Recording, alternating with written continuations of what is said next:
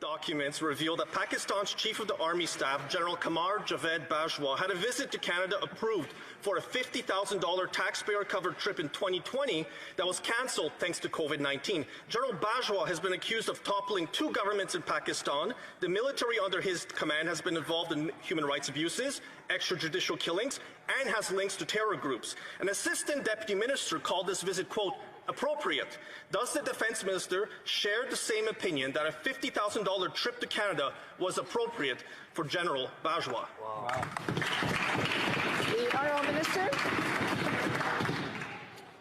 Thank you, Madam Speaker. I would concur with the member opposite. This situation is not appropriate.